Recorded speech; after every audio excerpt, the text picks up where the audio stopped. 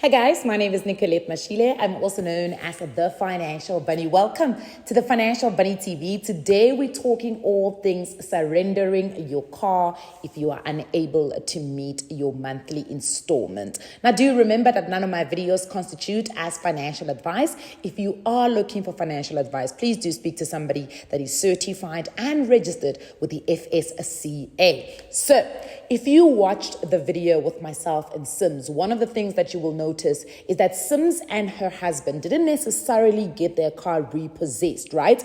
Although the conversation was around repossession, they actually surrendered the car. So what had happened was that they got to a point where the husband lost his income or his salary or his job rather, and they were unable to actually pay for the car. And when he did get a new job, it was just not enough income for them to be able to keep that luxury car that they had. So what they did is that they then surrendered the car. But what does surrender actually mean? What does it look like? And I want to give you an example. I was actually having a conversation with a friend of mine so let's not say what they do. Now, this friend of mine obviously works in the entertainment industry. And what happened was that during the lockdown period, they had just actually bought a car.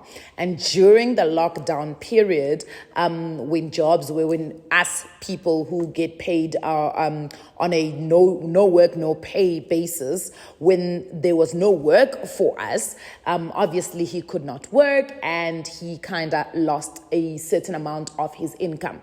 So therefore, he was not able to pay for the car every single month because he had bought it on an installment sale, right? So then obviously the car, the account for the car actually went into arrears. And when he realized that the car was going into arrears, he tried to ignore it for a couple of months. And then he told the bank that, you know what, come and fetch your car. Now remember, it's a very, very big distinction that we always have to remind everybody is that when you buy the car, you buy it from a dealership. When you found the asset at the dealership, you then go to the bank to get financing. So basically, the bank pays the dealership for the money that they are pricing the car at, right? But generally, when you surrender the car, you are actually surrendering it to the financier, so the bank, and not necessarily to the dealership, right? Just wanted to get that out of the way. Right, so the bank then takes the car back. However, he then says to me, I don't know what happened after. So I'm like, what do you mean? So the account has not been settled because the bank did come and actually fetch the car, right? So basically he surrendered the car before the bank went into the repossession process, right? Or repossessing the car process, right? So he surrendered the car, same way that Sims and her husband surrendered their car, right? He then says to me, but I don't really know, Nicolette, what happened afterwards. And they haven't said anything to me. And I'm like, okay, but is the account settled? Have they sent you a settlement letter that says that when they sold the car and they accounted for all of their legal fees and all other accompanying fees to be able to fetch the car from you and then put it on the market, sell it, does that settle your actual account? Because the reason why I ask this is, remember, when you go to the dealership and you buy a car, let's say you buy a car for 200,000 Rand, for instance, the bank then has obviously their own fees that they will add. That is like your account initiation fees, right? Account management fees. All of those get added to the price of the actual vehicle, the amount that they've paid over to the dealership. So on your side of having an actual account, you now have this principal amount, which is the amount they've paid to the dealership. You also have your initiation fee that you would have needed to also pay, that sometimes the bank folds into this account and you paid off month for month. And then you also have what is called an account management fee. Now that your account also goes into arrears, you've got the arrears amount, plus you've got the penalty fee of your account going into an arrears space, right? So all of those fees and you've got the interest that you are being charged every single month as long as you have an outstanding balance. So all of those amounts make up your total outstanding amount. So generally when the bank, and remember that when you drive the car off the dealership floor, for just driving it off, it loses a substantial amount of value, right? So it means that your 200,000 Rand priced car, by even just month 3 after you have it, is no longer a 200,000 rand car. So it loses its value, right? So when the bank now needs to sell this, and usually what they do is they would go to auction houses and try sell the car at an auction house or at an auction rather. The car then gets priced at a much lower amount. And sometimes that lower amount is so much more lower than what you actually in totality owe the bank. Then you go into what is called a deficiency, right? Because essentially when they minus all of their costs to take your car, not repossess because it's not repossession yet, to get your car from when you surrender it, get it listed, all of their fees. When they minus all of those costs, you could potentially still be left with an amount that you still owe the bank.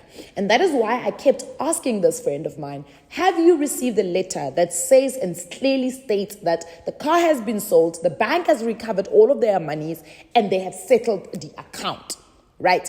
Because if you don't, just because you've brought the car back to the bank, doesn't mean the bank is going to forgive you for the skolot that you actually have with them. They will still hold you accountable for that debt because they provided you with a credit facility. You are unable to commit to the agreement that you have made with the bank to be able to pay them back on a monthly installment. So now they need to recover. So they take the asset back, but they also need to recover all of those fees. So it's important to understand what surrendering your car actually means. Now, of course, if you look at it on a scale of the bank going and the legal process, the court process of now getting your car repossessed, that process is it's emotionally draining for you. It is a duck and dive, and that is the last resort that most banks will take. So they don't like taking that process because it's a costly legal process and they don't enjoy it. But it also is a huge thing on your credit report. It's big. Look, yes, surrendering your car is going to have a negative effect on your credit report. However, repossession is even bigger in terms of the impact that it has on your report. So surrendering your car is the lesser evil than repossession, right? However, it's not just you surrendering the car and walking away scot-free. And it's important then to know the pros and cons of surrendering your car. So the National Credit Act in South Africa allows you to do what is called voluntary surrendering of your car when you realize that you're actually unable to afford the monthly installment of the car. So you've now done your budget and you realize that actually I cannot afford this car every single month, right? It may be you surrendering it because you totally cannot afford the car, or you may be surrendering rather because you want to take something smaller and something that you can actually afford.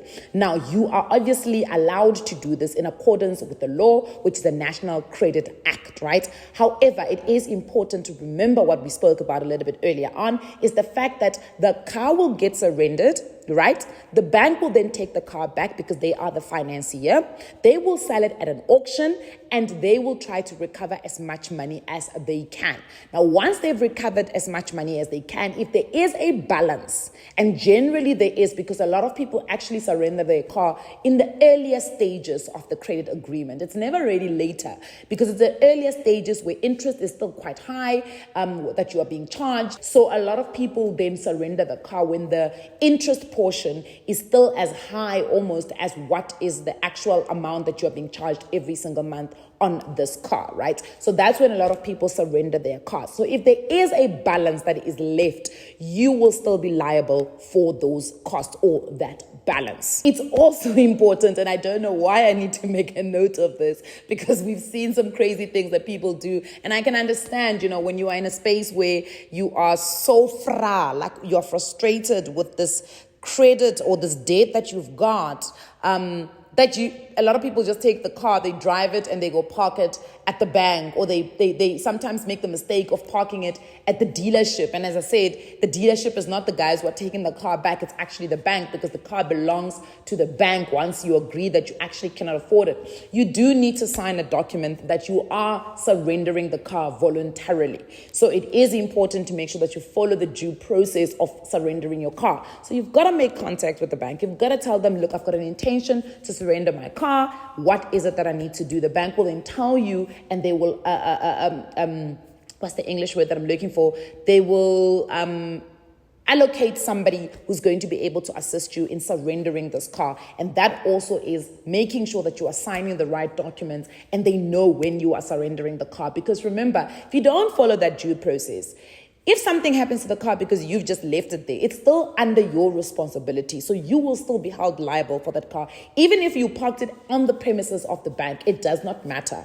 If you have not told them and they do not know you're bringing the car back, that is a no-no because the car is still your responsibility. That's one. Two, you will still get charged every single month because they don't know to stop the account because now we're in voluntary surrender process. So it's important to make sure that you do follow that due process to make sure the process of surrendering your car actually takes place correctly. That is very important. The next thing that you also need to be very well aware of, especially in following due processes, is that once you find out from the bank that there is a balance that you still owe after they've sold the car and recovered as much as they can, it is important to now try to get into an arrangement with the bank to pay this money back as quickly as possible. What I've seen some people do is they will refinance that portion and they will go into different terms and conditions. Some banks allow this, some banks don't allow this. Sometimes it's a case-to-case basis. So it is important to have an open and honest conversation with your bank. But also when you're going there to have this conversation, it's important to bring in, some backup. So bring your bank statements, bring your budget, show the bank that you actually are having a fair and honest conversation with them. You want to make sure that you are paying off this debt. It's not something that you are trying to duck and dive or run away from. And you have a fair conversation with them and they will be a whole lot more lenient. Look, at the end of the day, banks are profit-making companies. They also don't, and they do want to retain you as a customer, even if at that point you have shown that there is some level of delinquency. Sometimes it's not your fault, right?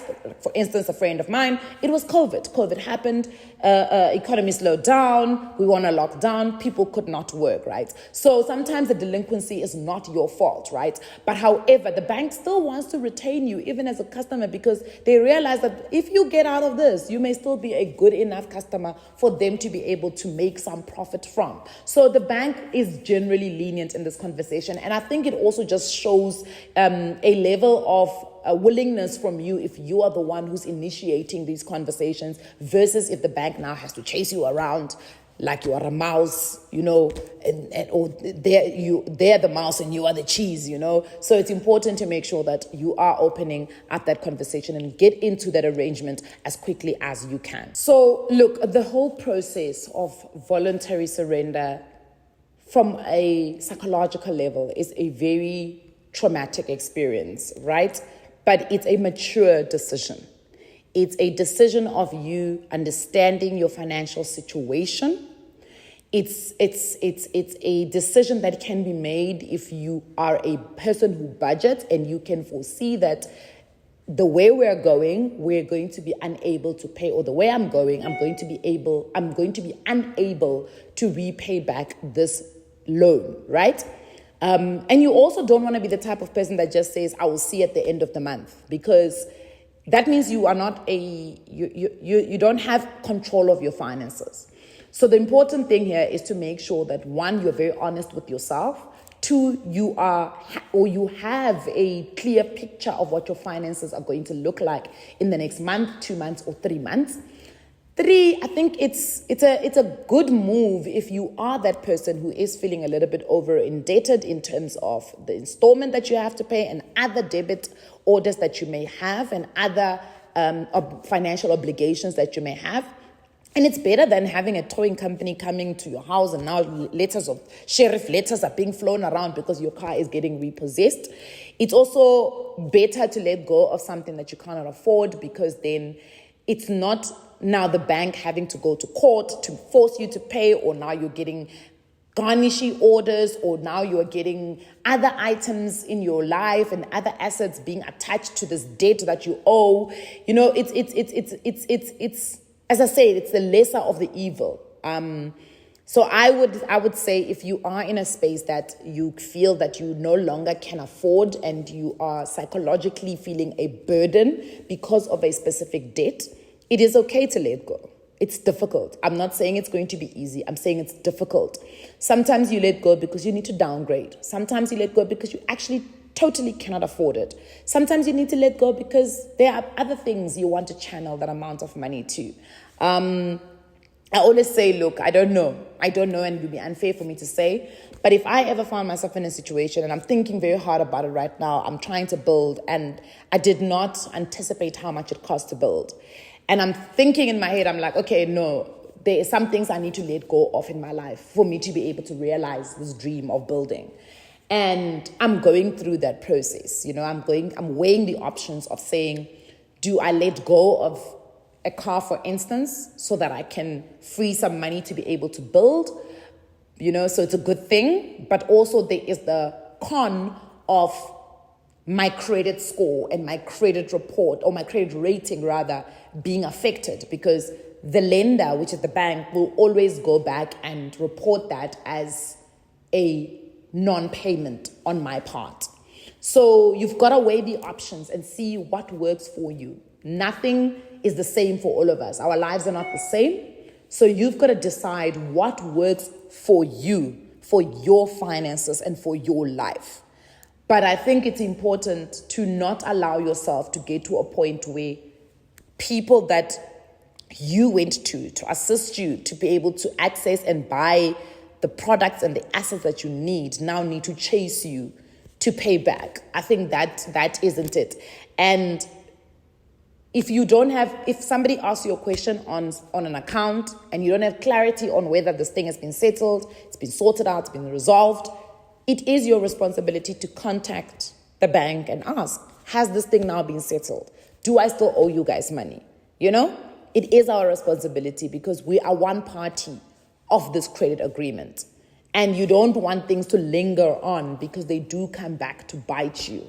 So rather know, and that's one of the things, and it's not just a financial conversation. I've been having to go through that in my personal life to say, running away from certain situations does not necessarily make them go away. Sometimes it's better to just go straight in and find out, where am I actually? You may find that you're not in a worse situation that you thought you were in. You may find that the situation is actually bad and you need to take quick action. So the quicker you find out where you are, the better. I'm hoping that this has helped somebody in some way to understand how voluntary surrender works and why one would want to go in that direction. And what would it actually look like if you did decide to go into that direction? I hope to see you guys on the next video. Bye.